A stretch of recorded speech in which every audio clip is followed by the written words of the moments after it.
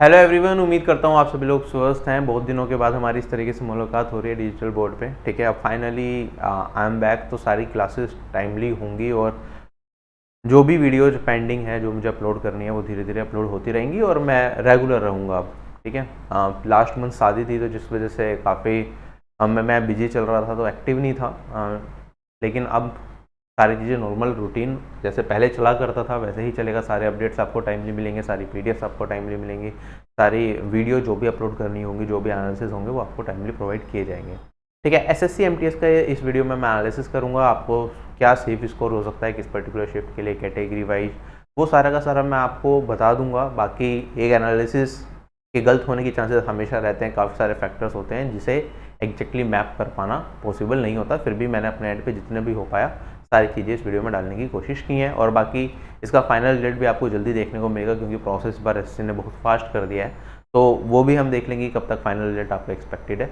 और जो इसके क्वेश्चन पेपर्स हैं सारे के सारे 57 शिफ्ट्स में आपका एमटीएस का एग्जाम हुआ था 2 मई से लेके 20 जून तक, सारे के सारे पेपर्स टेलीग्राम चैनल पे अपलोड कर दिए गए हैं। Subject wise mock form PDFs भी अपलोड कर दी गई हैं, जीके की 1 लाइनर पीडीएफ भी अपलोड कर दी गई है। जो लोग सीजीएल देने वाले हैं, ठीक है, वो जल्दी से टेलीग्राम चैनल पे जाके जीके की पीडीएफ जो 1 लाइनर पीडीएफ है उसे एक बार रीड जरूर करें क्योंकि काफ़ी सारे क्वेश्चन आपको उसमें से मिल सकते हैं।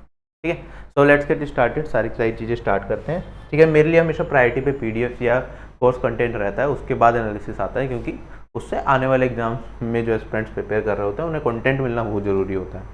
बाकी चैनल पे नए हो तो चैनल से जुड़ सकते हो जिससे कि सारी चीज़ें आपको एसएससी एग्जाम्स के बारे में टाइमली पता चलती रहें।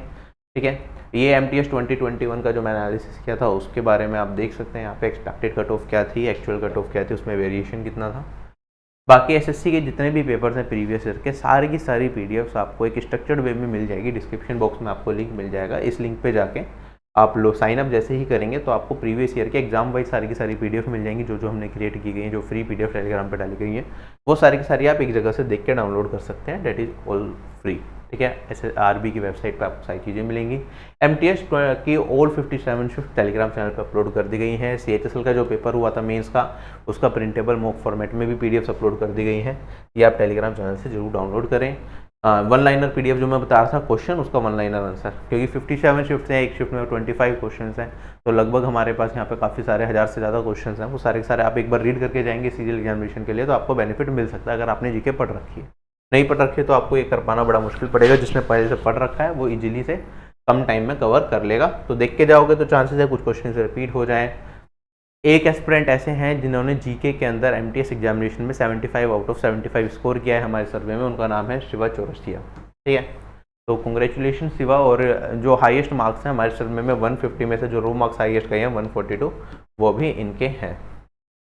ठीक, तो काफ़ी अच्छी परफॉर्मेंस इनकी रही। हो सकता है टॉपर भी ये रहे या कोई और एस्पिरेंट भी टॉपर हो सकता है। अगर एमटीएस की वैकेंसीज की बात करें तो एमटीएस 2022 एक गोल्डन पीरियड था। अगर मैं वैकेंसीज के हिसाब से देखूं, ऑल्दो और भी बहुत सारे फैक्टर्स हैं, यहाँ पे 12,523 वैकेंसीज एमटीएस में रिपोर्ट की गई, जबकि एमटीएस 2021 में 7,739 वैकेंसीज थी, जिसमें हवलदार की काफ़ी ज़्यादा वैकेंसी थी। जनरली एस्पिरेंट्स एमटीएस की वैकेंसीज को ऑप्ट करते हैं ओवर हवलदार। और अगर मैं बात करता हूँ 2023 की जो टेंटेटिव वैकेंसीज आई हैं वो रुला देने वाली हैं। सिर्फ 1558 वैकेंसीज, इतनी कम वैकेंसीज एमटीएस में ना ही आज तक कभी रिपोर्ट की गई हैं। पहली बार 2023 में इतनी कम वैकेंसी रिपोर्ट की गई है। हो सकता है आगे जाके थोड़ी बढ़ जाए, बट 1558 अगर वैकेंसी जो, और एमटीएस का फॉर्म भरने वाले लोग 40 लाख 50 लाख जनरली रहते हैं। एमटीएस 2022 के अंदर हमारे पास 54 लाख समथिंग एस्पिरेंट्स ने फॉर्म भरा था। एमटीएस 2021 में भी 40 लाख प्लस एस्पिरेंट्स ने फॉर्म भरा था। तो अगर सिलेक्शन रेट ऐसे निकालें तो बहुत ही बुरा सिलेक्शन रेट है और एमटीएस का एग्जाम क्वालिफाई करना यूपीएससी से कम नहीं रहेगा इस वैकेंसीज में। तो अच्छे तरीके से मेहनत करनी है। आप तो जीके और इंग्लिश के मार्क्स से बेसिस पे सिलेक्शन होना है तो अच्छे तरीके से आपको पढ़ना पड़ेगा। There is no other option.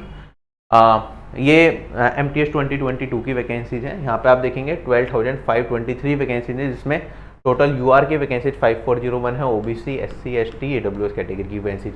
18 से 25 एज ग्रुप, 18 से 27 एज ग्रुप और हवलदार इन सीबीआईसी। 18 से 25 एज ग्रुप की कट ऑफ जनरली कम रहती है 18 से 27 एज ग्रुप की।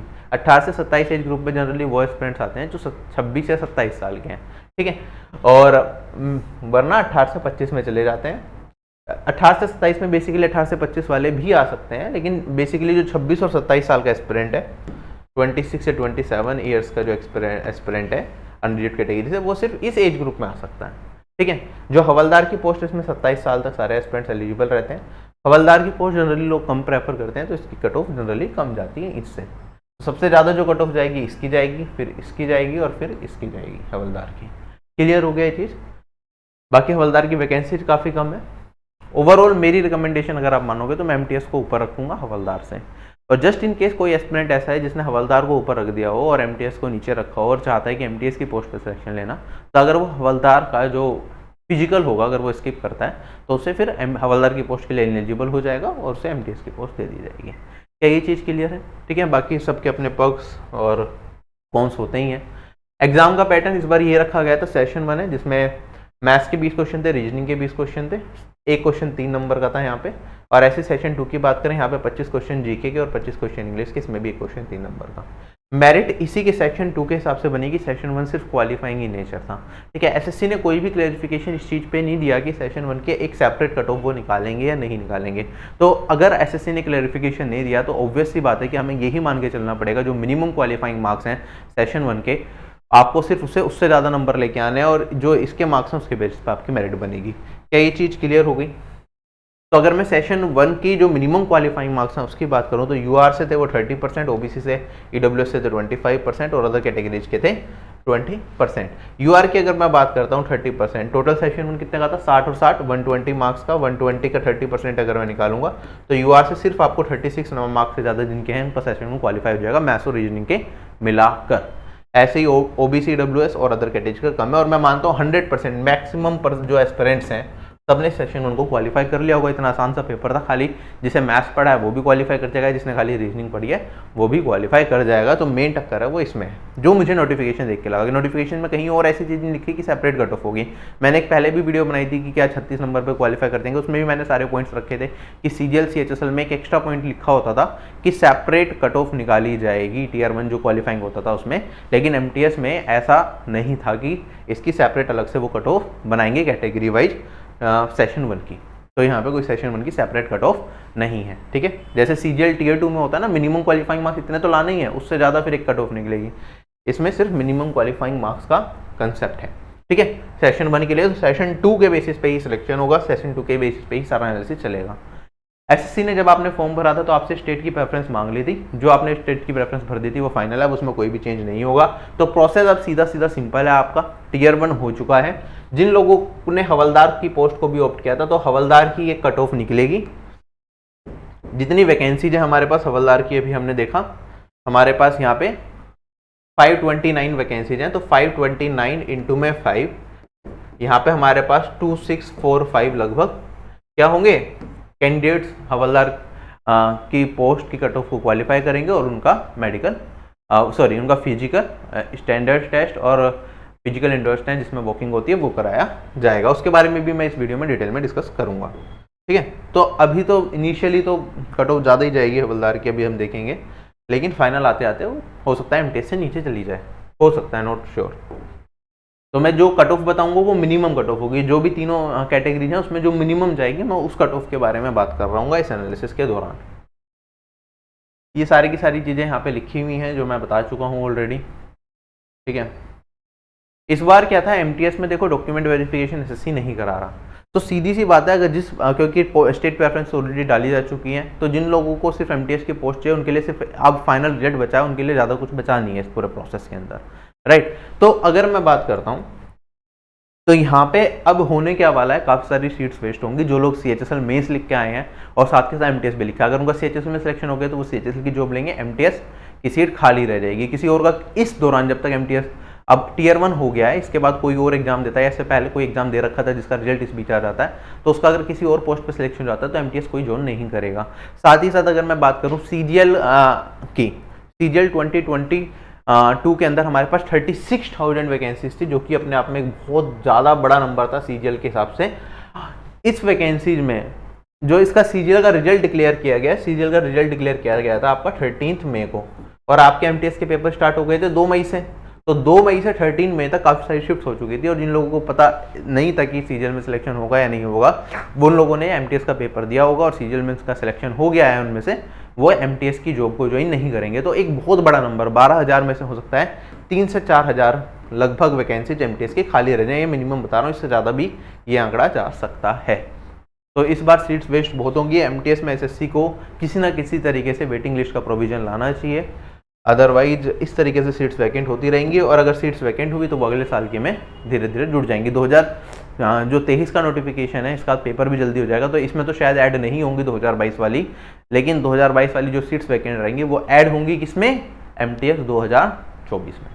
ठीक है, और एमटीएस की अगर मैं बात करूँ, काफ़ी हद तक स्टाफ को प्राइवेटाइज किया जा रहा है, जैसे कि मेरी और डिपार्टमेंट्स में बात होती है, तो एमटीएस की वैकेंसी धीरे धीरे रिड्यूस की जा रही है, क्योंकि एमटीएस में लिमिटेड काम होता है, मतलब जो काम किया जाता है वो प्राइवेटली जब ऑर्गेनाइजेशंस के थ्रू करवाया जाता है काम, तो काफ़ी कम प्राइस में हो जाता है। यहाँ पे एमटीएस की जो सैलरी आती है हमारी 30 से 40,000 रुपये तक भी जाती है, 30 से 35,000 के आसपास, वही काम 17-18,000 में प्राइवेट के थ्रू करवा दिया जाता है, तो इससे पैसे बचते हैं। तो एमटीएस की जो वैकेंसीज हैं वो धीरे धीरे कम की जा रही हैं। अगर मैं देखता हूँ यहाँ पे एनालिसिस में टोटल आप देखेंगे 9,442 कैंडिडेट्स ने हमारे सर्वे में पार्टिसिपेशन किया। इसी के बेसिस पे मैं सारा एनालिसिस करूंगा, कुछ डुप्लीकेट एंट्रीज थी, कुछ फेक एंट्रीज थी, वो सारे रिमूव करके जो भी डेटा बचेगा उससे सारी चीज़ें आपको बताऊंगा।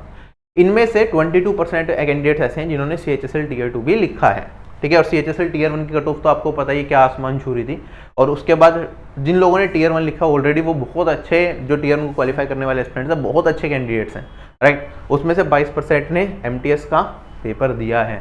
ठीक है, तो डेट्स अ बिग नंबर ही हमारे सर्वे में, ओवरऑल भी 5-6% रह सकता है, बट वो लोग अगर सेलेक्ट होते हैं और CHSL से भी सिलेक्शन लेते हैं तो जॉब एक ही होगी, एमटीएस की सीट वैकेंट रहेंगी। सीजीएल में जिन लोगों का सिलेक्शन हुआ है उनमें भी 2.5% लोग हमारे सर्वे में ऐसे रहे जिन्होंने एमटीएस का पेपर दिया है। हो सकता है ये वही कैंडिडेट्स हो जिनका 2 मई से लेके 13 मई के बीच में एग्जामिनेशन पड़ गया हो, तो वो सारी की सारी सीट वेस्ट जाने के चांसेस रहेंगे अगर इनका सिलेक्शन होता है। ऑल्दो एमटीएस में सिलेक्शन लेना सीजीएल में सिलेक्शन लेने से बिल्कुल भी कम नहीं है। जो हमारे सर्वे में डेटा सारा का सारा दिखा रहा हूँ, जो शिफ्ट वाइज डेटा आप देखोगे यहाँ पे 2 मई, 3 मई, शिफ्ट 1, शिफ्ट 2, शिफ्ट 3, 3 शिफ्ट में एग्जाम हुआ, तो कितने सब लोगों ने कैंडिडेट सर्वे में पार्टिसिपेशन किया। उसमें मैथ्स में लोगों का एवरेज स्कोर कितना है, रीजनिंग में एवरेज स्कोर कितना है, सेक्शन 1 में एवरेज स्कोर कितना है। सेक्शन 1 क्वालिफाइंग था जिसमें सिर्फ 36 या इसके आसपास नंबर लेके आते तो बच्चे क्वालिफाई कर जाते। इसमें भी एस्पिरेंट्स ने बहुत अच्छा स्कोर किया, 108, 99, और पहले भी ऐसा ही होता था जब मैथ्स और रीजनिंग के मार्क्स जुड़ते थे 2021 एमटीएस तक, तब मैथ्स और रीजनिंग में मैक्सिमम लोग ऐसा होता था कि 25 में से 25 मैथ्स के सोल्व कर लिए, रीजनिंग के 25 क्वेश्चन आते थे उस टाइम पे, उसमें भी 25 में से 25 रीजनिंग के सोल्व कर लेते थे, तो 50 में से उस टाइम पे 48, 47 एवरेज में लोग स्कोर कर रहे होते थे सोल्व, 45 से के आसपास तक, 45 to 50 मैथ्स और रीजनिंग के मिला के ही सोल्व कर रहे होते थे। नंबर करते थे सिर्फ जीके और इंग्लिश में मैक्सिमम लोग हो गए, तो इस बार क्वालिफाइंग हो गया, तो ये वाला पोर्शन तो सारा का सारा हट गया। जीके की बात करूं, एवरेज स्कोर किस शिफ्ट में लोगों का कितना कितना है वो आप यहाँ पे देख सकते हैं। जैसे यहाँ पे आप देखेंगे 2 मई की शिफ्ट 1 में एवरेज में 75 में से सिर्फ 735 स्कोर गया। ठीक है, उसके बाद 2 मई शिफ्ट 2 में 45 हो गया, 40 हो गया, और जीके में बहुत ज़्यादा वेरिएशन आपको देखने को मिलेगी। अभी मैं इंडिविजुअली हर एक शिफ्ट का हार्ड शिफ्ट, इजी शिफ्ट भी दिखाऊंगा तो और ज़्यादा क्लियर होगा। इंग्लिश में भी आप देख सकते हैं लोगों का एवरेज स्कोर कितना है, और सेक्शन 2 के अंदर हमारे सर्वे में लोगों ने एवरेज में कितना कितना स्कोर किया है, वो सारा का सारा आपको इस डेटा से पता चलेगा। दिक्कत यह है, हर बार डीवी होता था और प्रोसेस भी होते थे एमटीएस में, तो काफ़ी सारे लोग इस दौरान किसी और पोस्ट पे सिलेक्शन लेके फाइनल डीवी में अपीयर नहीं होते थे, लेकिन इस बार ऐसा कोई प्रोविजन नहीं है, तो चीज़ें फास्ट हुई हैं। लेकिन इसका एक ड्रॉबैक ये होगा कि जिन लोगों ने टियर 1 दिया है उनका सिलेक्शन पक्का है, चाहे वो लेना चाहे जो भी आना लेना चाहे। एसएससी इसमें एक काम कर सकता है, एसएससी कैंडिडेचर विड्रॉल का एस्पिरेंट्स को अगर एक ऑप्शन दे दे फाइनल रिजल्ट डिक्लेयर करने से पहले, तो उससे काफ़ी सारी सीट्स बच सकती हैं। अगर वेटिंग लिस्ट भी अभी इम्प्लीमेंट नहीं कर पा रहे तो कम से कम कैंडिडेचर विड्रॉल का ऑप्शन एस्पिरेंट्स को देना चाहिए। अगर मैं ओवरऑल यहाँ पे देखता हूँ तो आप देखेंगे यहाँ पे बाकी की शिफ्ट्स में लोगों का क्या एवरेज स्कोर रहा इंग्लिश में, जीके में और सेक्शन 2 के अंदर, और यहाँ पे ठीक है ये टोटल एवरेज आप देख सकते हैं। फेक एंट्रीज, रिडंडेंट एंट्रीज सब कुछ हटा के इतने एस्पिरेंट्स का डेटा पे मैंने काम किया है, और आप यहाँ पे एवरेज स्कोर देख सकते हैं। मैथ्स में एवरेज स्कोर लोगों का 48.16 है, रीजनिंग में 50.82 है, ये दोनों स्कोर्स हैं 60 में से। और अगर मैं सेक्शन 1 की बात करूँ 120 में से लोगों ने एवरेज में स्कोर किया 98.594 हमारे सर्वे में।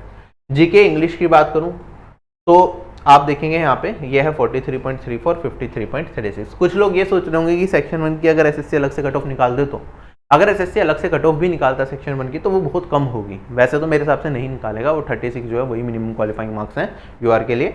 बाकी अगर एसएससी ने निकाली तो फिर भी वो 98 यहाँ पे दिख रहा है, वो बहुत ही कम होगी, 80 70 ऐसे कुछ हो सकती है, ठीक है। 80 70 90 पार तो करेगी नहीं बिल्कुल भी। तो मेरे हिसाब से आपको सेक्शन 1 की टेंशन लेने की जरूरत नहीं है। अगर सेक्शन 2 में आपके अच्छे नंबर हैं तो you have a good chance. तो सेक्शन 2 के अंदर एवरेज जो स्कोर गया है वो गया है 96.70, ये 150 में से है। अब यहाँ पे एक एक करके देखो, यहाँ पे शिफ्ट है, यहाँ पे उसका सीरियल नंबर। आप अपनी शिफ्ट का एक बार सीरियल नंबर जरूर नोट कर लें कि आपकी जोन सी भी शिफ्ट है, 14 जून की ये शिफ्ट 3 है, उसका सीरियल नंबर क्या है, ठीक है, सीक्वेंस में, ठीक है। और यहाँ पे उसका हार्डनेस लेवल कि ये कितनी हार्ड थी, ठीक है। ये किस सब्जेक्ट की बात कर रहा हूं मैं, मैथ सेक्शन की बात कर रहा हूं। तो जैसे 2 मई की शिफ्ट 1 थी, इसके जो हार्डनेस लेवल था वो 14 था। हार्डनेस लेवल 1 मतलब सबसे हार्ड शिफ्ट, ठीक है। तो इसका मैथ सेक्शन है, उसका हार्डनेस क्या थी, 14 थी। ऐसे ही 2 मई की शिफ्ट, उसकी हार्डनेस क्या थी, 15 थी। अब इस हार्डनेस से क्या फायदा होगा आपका, जब आप प्रैक्टिस करेंगे तो जो टॉप हार्ड शिफ्ट्स हैं अपकमिंग एग्जामिनेशन के लिए एमटीएस के, तो सिर्फ टॉप हार्ड शिफ्ट्स को प्रैक्टिस करके जाओ ना। सारी शिफ्ट 57 शिफ्ट कहां तक प्रैक्टिस करोगे। जीडी का एग्जामिनेशन जिसका पैटर्न एमटीएस जैसा होता है, ठीक है, मतलब क्वेश्चंस का लेवल, तो आप उसमें सिर्फ टॉप हार्ड शिफ्ट 10-12 एमटीएस के हार्ड शिफ्ट्स हैं वो प्रैक्टिस करके चले जाओ, ठीक है। तो मेनली जो डिफिकल्ट शिफ्ट्स हैं वो आपको प्रैक्टिस करनी है, इसलिए मैं सारा का सारा डेटा आपको डिटेल में लिखता हूँ। इसे थोड़ा और बेटर तरीके से मैंने हार्डनेस के बेसिस पे भी अरेंज कर दिया है कि अगर आपको मैथ्स प्रैक्टिस करनी है तो सबसे ज्यादा हार्ड थी 13 जून की शिफ्ट 1, इसके मैथ्स के क्वेश्चन प्रैक्टिस करने हैं। फिर आप 13 जून की शिफ्ट, 15 जून की शिफ्ट 3, इस तरीके से, ठीक है। ये सारा का सारा हो गया आपका मैथ्स का डेटा। ऐसे ही मैं आप बाकी शिफ्ट रीजनिंग का दिखा रहा हूँ आपको, ठीक है। ये सीक्वेंस वाइज है और ये हार्डनेस के बेसिस पे अरेंज डेटा है जो आप प्रैक्टिस कर सकते हैं। उसके बाद यहाँ पे आपको हार्डनेस के बेसिस पे अरेंज है जीके का डेटा, तो इस तरीके से आप चाहें तो ये कर सकते हैं अगर टाइम की कमी है। बल्कि जीके में तो मैं कहूँगा कि सारी शिफ्ट का एक बार देख जाओ। और अगर आप ध्यान देंगे यहाँ पे जीके में जिसकी हार्डनेस सबसे ज्यादा थी उसमें लोग एवरेज में सिर्फ 30 स्कोर कर रहे थे आउट ऑफ 75, ठीक है। और जिसकी हार्डनेस सबसे कम है जिस जीके की शिफ्ट में, उसमें लोगों का 52 स्कोर आ रहा है आउट ऑफ 75, ठीक है। दैट इज 18 मई की शिफ्ट 3। तो ये सारी की सारी इजी शिफ्ट में से आएंगी और ये हार्ड शिफ्ट में से आएंगी। और आप देखिए कि जीके के अंदर वेरिएशन कितने का आ गया, 22 मार्क्स का वेरिएशन तो सिर्फ जीके के अंदर आ गया इजी शिफ्ट और हार्ड शिफ्ट में। तो ये बैलेंस कैसे होगा, नॉर्मलाइजेशन से। तो जो ये वाली शिफ्ट के एस्पिरेंट्स हैं उन्हें लगभग 20 से 22 नंबर तो मिनिमम एक्स्ट्रा मिलेंगे ही नॉर्मलाइजेशन के बाद। क्या ये चीज क्लियर हो गई। तो मैं सारा बताऊंगा एक्सपेक्टेड कितना कितना इंक्रीज कर सकता है। ऐसे ही अगर हम इंग्लिश की बात करें तो जो हमारे पास क्या थी, ये सीक्वेंस वाइज देख लो और एक हार्डनेस के बेसिस पर अगर हम देखें तो सबसे जो हार्डेस्ट शिफ्ट थी वो थी हमारे पास 23 मई की शिफ्ट 1, ठीक है। सभी लोग इंग्लिश का जरूर ट्राई करके देखें, सीजीएल वाले भी इंग्लिश के पेपर एक बार एमटीएस के सोल्व करके देखें जो हार्ड शिफ्ट हैं एटलीस्ट वो। और यहाँ पे अगर मैं बात करूँ जो इजीएस्ट शिफ्ट थी वो थी हमारे पास 16 मई की शिफ्ट 2। क्या ये सारी की सारी चीजें क्लियर है। मैं थोड़ा सा और आगे बढ़ता हूँ, ठीक है। अब सेक्शन 2 में ओवरऑल अगर हम देखें तो सबसे जो हार्डेस्ट शिफ्ट रही है हमारे पास जिसके बेसिस पे मेरिट बनेगी वो रही है 15 मई की शिफ्ट 3। तो ये 80 है और इसके जो नेक्स्ट है वो 86 है, 88 है, 89 है, ऐसे जा रहा है। तो चांसेस हैं कि सबसे हार्डेस्ट शिफ्ट जब फाइनल मार्क्स आ जाएंगे उसके बाद भी हमारी 15 मई की शिफ्ट 3 बनी रहे। ये सारी की सारी हमारी हार्ड शिफ्ट में जाएंगी और ये वाली शिफ्ट हमारी ईजियर साइड रहेंगी, इसमें ज्यादा बदलाव नहीं आएगा, ठीक है, क्योंकि ट्रेंड्स वॉन्ट चेंज। बाकी नंबर ऑफ एस्पिरेंट्स जिन्होंने सन में पार्टिसिपेशन किया उस पर तो बहुत सारी चीजें डिपेंड करती ही हैं। चलें आगे।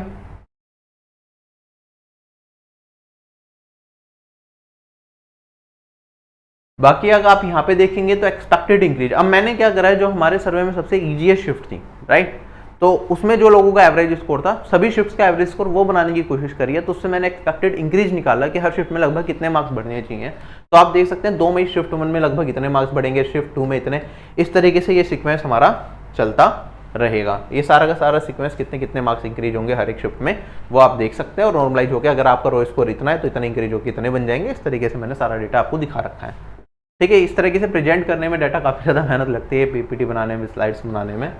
अगर मैं बात करता हूँ हार्डेस्ट टू इजीएस्ट तो सबसे जो हमारे पास हार्डेस्ट शिफ्ट रही है वो रही है 15 मई की शिफ्ट 3 जिसका लोगों का एवरेज रो स्कोर इतना था जिसमें लगभग 27 मार्क्स तक आपके मार्क्स इंक्रीज कर सकते हैं। ये हमारी क्या रही हार्डेस्ट शिफ्ट और जो इजीएस्ट शिफ्ट रही वो रही 16 मई की शिफ्ट 2 जिसमें एवरेज में लोगों का स्कोर 107.86। ये सारी की सारी ईजियर साइड है शिफ्ट, ये सारी की सारी हार्डर साइड्स है।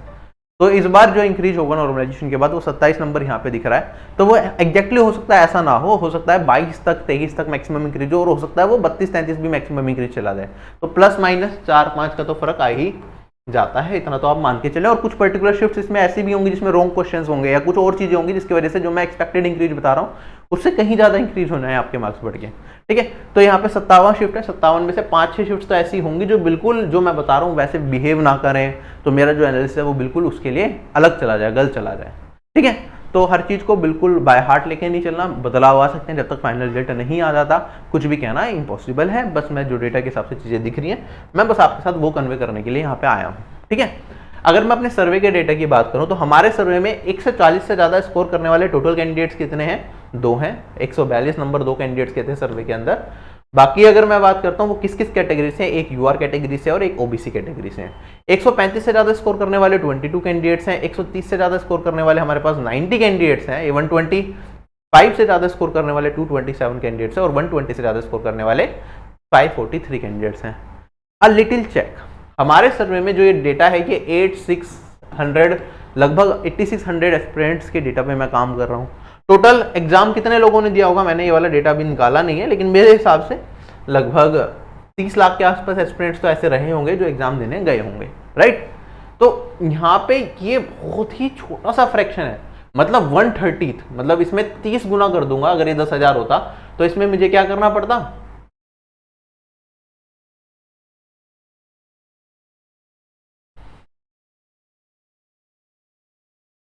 300 गुना मतलब कैंडिडेट्स होते तब जाके हमारे पास ये वाला फिगर बनता जितने लोगों ने एक्चुअली में एग्जाम दिया। तो बहुत छोटा सा डेटा सैंपल साइज को यूज करके मैं सारी चीजें बता रहा हूँ, इसलिए गलती होने के चांसेस तो रहेंगे। क्या ये चीज क्लियर हो गई? तो हमारे सर्वे में इतने लोग हैं, लेकिन एक्चुअली में बहुत ज्यादा लोग होंगे जो इससे ज्यादा स्कोर कर रहे होंगे। लेकिन हमारे जो कैंडिडेट्स हैं जो हमारे सर्वे में पार्टिसिपेशन करते हैं, मुझे उनका प्रिपरेशन का लेवल पता है, और ज़्यादातर जो बहुत अच्छे एस्पिरेंट्स होते हैं वही हमारे चैनल से जुड़े होते हैं, क्योंकि यहाँ पे आपको कोई भी एक्स्ट्रा कंटेंट नहीं मिलता। जो आपके एग्जाम स्पेसिफिक कंटेंट है उस पर ज़्यादा फोकस किया जाता है, कोई ज़्यादा किसी चीज़ की हवा नहीं बनाई जाती ये। तो इसके हिसाब से इस सब चीज़ों को देखते हुए मैं आपको एनालिसिस बताऊंगा कि क्या रहेगा। अब जो नॉर्मलाइज्ड मार्क्स मैं आपको बता रहा था हर एक शिफ्ट में लगभग इतने बढ़ेंगे, अगर मैंने वो सारे कैंडिडेट्स का हर एक शिफ्ट में मैं बढ़ा देता हूँ तो उसके बाद जो नॉर्मलाइजेशन के बाद हमारे सर्वे में, अगर नॉर्मलाइजेशन के बाद का डेटा होता तो हमारे सर्वे में कुछ इस तरह से चीज चल रही होती थी। 120 से ज्यादा स्कोर करने वाले हमारे सर्वे में होते 1946 कैंडिडेट्स, क्योंकि जो कट ऑफ आएगी वो आपकी नॉर्मलाइज्ड मार्क्स के बेसिस पे आएगी। ठीक है, 130 से ज्यादा हमारे सर्वे में होते 471। एक्चुअली में डेटा जो होता वो इससे कहीं ज्यादा होता। अगर मैं बात करता हूँ फाइनल रिजल्ट एमटीएस 2021 का ये था। अब ये कट ऑफ्स वगैरह देख सकते हैं, मैंने बहुत सारी चीजों का ध्यान रखा है एनालिसिस करते टाइम। ठीक है, अगर मैं बात करता हूं, देखो मैथ्स और रीजनिंग तो हट गया। ठीक है, अगर मैं पिछले साल का ही देखूं जो मैंने सर्वे किया था उसमें जीके में लोग एवरेज में इतना कर रहे थे, इंग्लिश में इतना कर रहे थे। अगर इन दोनों को सम कर दूं मैं तो हमारे पास जो ये वाली वैल्यू निकल के आएगी, ये आएगी लगभग 31.6। 31.6 ये वाली वैल्यू आ गई। 50 में से एक नंबर, एक क्वेश्चन 1 नंबर का होता था, अभी एक क्वेश्चन 3 नंबर का है। तो अगर मैं इसमें 3 से गुना कर दूं तो मेरे पास जो ये वाली वैल्यू आएगी वो आएगी 94.8, है ना। तो एवरेज इतना होना चाहिए। हमारे पास जो एवरेज स्कोर है हमारे सर्वे में जीके और उसका वो है 96.7। तो लगभग पिछले साल का जो एवरेज चल रहा था हमारे सर्वे के अंदर, अभी भी जीके और इंग्लिश का एवरेज लगभग वही है, बस थोड़ा सा बढ़ गया। और मैं ये नहीं कह रहा पेपर का लेवल आसान हो गया, ये इसलिए बढ़ा होगा क्योंकि मैथ्स और सॉरी जीके और इंग्लिश ही पढ़ना तो बच्चों ने ज्यादा एफर्ट्स लगाए होंगे इस पर्टिकुलर सेक्शन के लिए। ठीक है, ये टीयर 1 के बाद एनालिसिस किया था उसी का डेटा है। और अगर मैं देखता हूं जो कट ऑफ गई थी, minimum cut off for selection, वो गई थी 89.1। जो ये वाला नंबर है इससे लगभग 12.2 मार्क्स ज्यादा। जो मेजर इफेक्ट पड़ा होगा वो जीके और इंग्लिश से पड़ा होगा, क्योंकि मैथ्स और रीजनिंग में तो वैसे भी यहाँ पे देखो 45 बन रहा है, ज्यादातर लोग मैथ्स और इंग्लिश में बराबर स्कोर कर रहे होते हैं। ठीक, तो अगर मैं यहाँ पे इसमें 12, यहाँ पे जब 1 नंबर का एक क्वेश्चन था, 12 की जगह चलो मैथ्स और इंग्लिश रीजनिंग का इंपैक्ट हटा के मैं इसे 10 भी ले लूँ या 9 भी ले लूँ, चलो 9 कर दूँ। एक क्वेश्चन है 3 नंबर का तो 27, और अगर इसमें 27 नंबर इसमें बढ़ा दिए जाएं 96.7 में तो हमारे पास जो फिगर निकल के आती है वो आती है 123 नंबर के आसपास। तो अगर पिछले साल के डेटा से कोरिलेट करके मैं कट ऑफ का एनालिसिस करता तो जो मेरी अनरिजर्व कैटेगरी की कट ऑफ बनती वो लगभग इतनी बनती। लेकिन अब चेंजेस बहुत सारे हैं। पहला पॉजिटिव चेंज ये है कि वैकेंसी ज़्यादा है। नेगेटिव चेंज क्या है कि टीयर 1 के बेसिस पे ही फाइनल मेरिट लिस्ट बन जाएगी, आगे का मौका है नहीं, कैंडिडेट विड्रॉल का ऑप्शन नहीं है। तो बहुत सारे पॉजिटिव नेगेटिव्स हैं। इस बार जीके और इंग्लिश तो ज़्यादा बच्चे एस्पिरेंट्स ऐसे हैं जो जीके और इंग्लिश में ज़्यादा स्कोर कर रहे होंगे बहुत, ठीक है। नंबर ऑफ एस्पिरेंट जिन्होंने फॉर्म भरा है वो इस बार कहीं ज़्यादा है पिछले साल के कंपेरिजन में। तो हर चीज़ को बैलेंस करते हुए चीज़ों में ज़्यादा इंपैक्ट ओवरऑल नहीं पड़ेगा, ठीक है। तो ये उसके बेसिस पे अगर मैं निकालता, बाकी जो मेरे पास डेटा था उसमें मल्टीप्लिकेशन फैक्टर को जो मैंने अपने हिसाब से ज्यूम करे चीज़ों को निकालेगा, उस हिसाब से ही मैं आपको कट ऑफ बताऊंगा। वो सारी चीज़ें जो मैं बता रहा हूँ आपको उस हिसाब से दिख रही हैं यहाँ पे, ठीक। तो मेरे हिसाब से जो category wise and shift wise जो सेफ स्कोर हो सकता है एसएससी एमटीएस एग्जामिनेशन के लिए, आप यहाँ पे देख सकते हैं आउट ऑफ 150, ठीक है। 2 मई शिफ्ट 1 अगर आप अनरिजर्व्ड कैटेगरी से बन रहे हैं 104.85, 2 मार्च की शिफ्ट 1, 2 मई की शिफ्ट 1 की बात कर रहा हूं, अगर आपके अनरिजर्व्ड कैटेगरी से 104.85 आपका रो स्कोर अभी बन रहा है सेक्शन 2 के अंदर, तो चांसेस हैं कि आप सिलेक्शन तक पहुंच सकते हो, कोई ना कोई पोस्ट आपको मिल जाए किसी भी स्टेट में, अगर आपने सारी स्टेट्स भरी है, ठीक है। ऐसे ही ओबीसी कैटेगरी का इतना, ईडब्ल्यूएस का इतना, एससी कैटेगरी का इतना, एसटी कैटेगरी का इतना, ये सारा का सारा आप डेटा देख सकते हैं, ठीक है। स्टार्टिंग की 20 शिफ्ट्स का यहाँ पे दिखाया है मैंने, ये रो स्कोर के बेसिस पे सेफ स्कोर बता रहा हूं मैं, ठीक है। अगली 20 शिफ्ट्स का ये है, अगले 17 शिफ्ट्स का हमारे पास डेटा ये है कि लगभग सेफ स्कोर इतना रहेगा। तो रो स्कोर के बेसिस पे जो एवरेज में कट ऑफ निकल के आई वो मेरे पास अनरिजर्व्ड कैटेगरी की वो लगभग 110 नंबर है, ओबीसी कैटेगरी की लगभग 108 नंबर है, ईडब्ल्यूएस कैटेगरी की लगभग 107 नंबर है, एससी कैटेगरी की 99 है और लगभग एसटी कैटेगरी की जो कट ऑफ रहेगी रो स्कोर के बेसिस पे आउट ऑफ 150 वो लगभग इतनी रहेगी on the basis of raw score, क्योंकि हर एक शिफ्ट में लगभग 12-12 नंबर का इंक्रीमेंट होगा ओवरऑल अगर मैं देखूं तो नॉर्मलाइजेशन में। अब नॉर्मलाइज्ड स्कोर के बेसिस पे क्या कट ऑफ रह सकती है जो मुझे लगता है वो ये कुछ इस तरीके से रह सकती है कि अनरिजर्व्ड कैटेगरी की हो सकता है आपकी कट ऑफ 123 के आसपास रहे, 123, 124, ओबीसी कैटेगरी की 121, ईडब्ल्यूएस कैटेगरी की 120, एससी की 113 और एसटी की 114।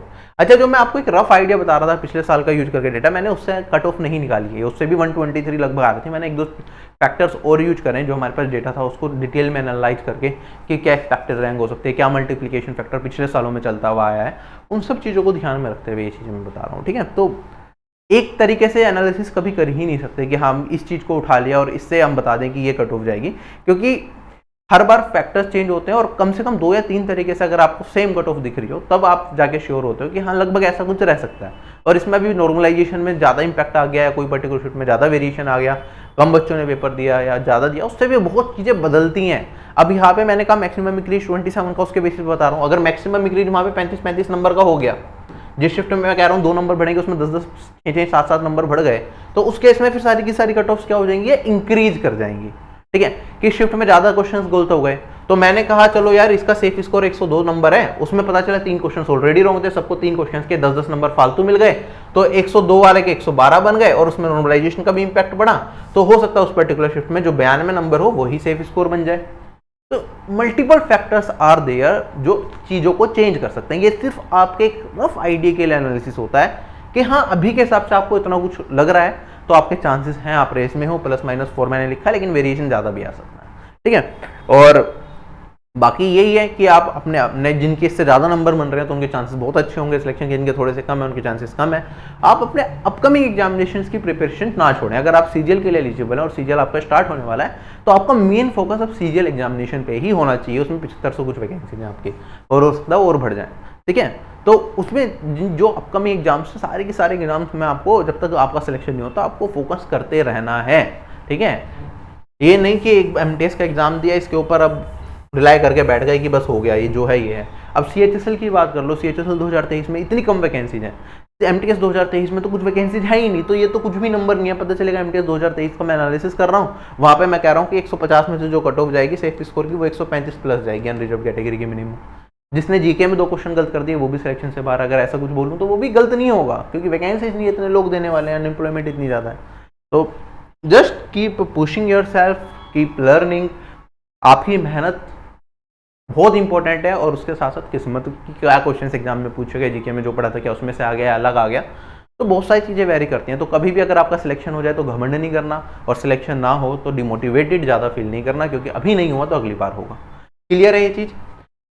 मैं ये बता रहा था कि हाँ अगर आप एमटीएस और हवलदार में ऑप्ट करना चाहें तो एमटीएस की पोस्ट आपके लिए बेटर रहेगी ओवर हवलदार, और साथ ही साथ जो लोग हवलदार की पोस्ट पे काम नहीं करना चाहते तो वो चाहते, और स्टार्टिंग में पोस्ट प्रेफरेंस में हवलदार को ऑप्ट कर लिया है गलती से, तो वो अगर उसका फिजिकल स्किप करेंगे तो वो हवलदार की पोस्ट के लिए एलिजिबल हो जाएंगे, तो वो एमटीएस के लिए एलिजिबल हो जाएंगे, तो एमटीएस वाली प्रेफरेंस टॉप पे चली जाएगी। ठीक, बाकी अगर मैं बात करता हूँ फिजिकल एफिशिएंसी टेस्ट और फिजिकल इंडोरेंस टेस्ट आपका होता है किसमें, हवलदार के लिए। एमटीएस के लिए कुछ नहीं है, अब एमटीएस के लिए प्रोसेस खत्म। हवलदार के लिए अगर आपने अप्लाई किया है तो मेल कैंडिडेट्स को 1600 मीटर की वॉकिंग करनी पड़ेगी, 15 मिनट का टाइम मिलेगा, आराम से कर लेंगे सब लोग। और फीमेल कैंडिडेट्स को 1 किलोमीटर चलना है 20 मिनट में, टहलते टहलते भी पूरा हो जाएगा।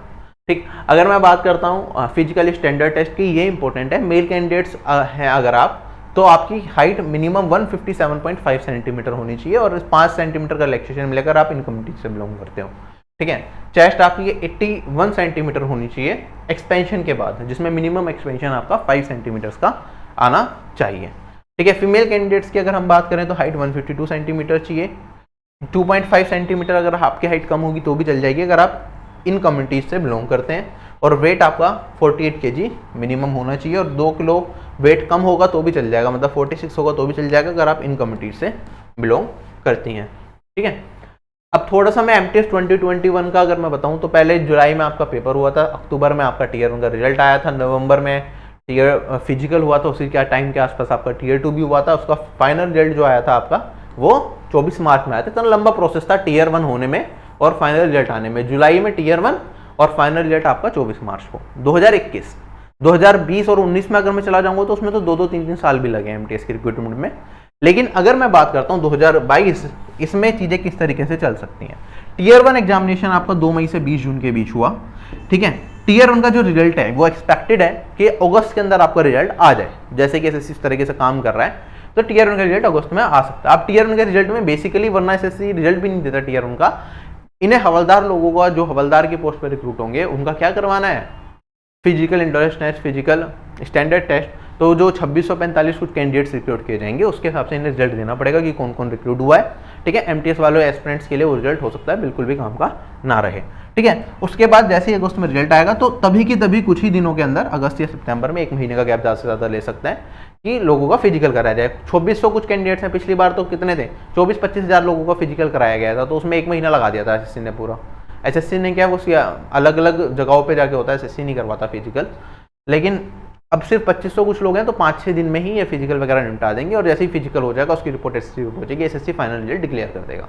ठीक है, तो जो आपका रिजल्ट है वो सितंबर अक्टूबर तक आ ही जाएगा।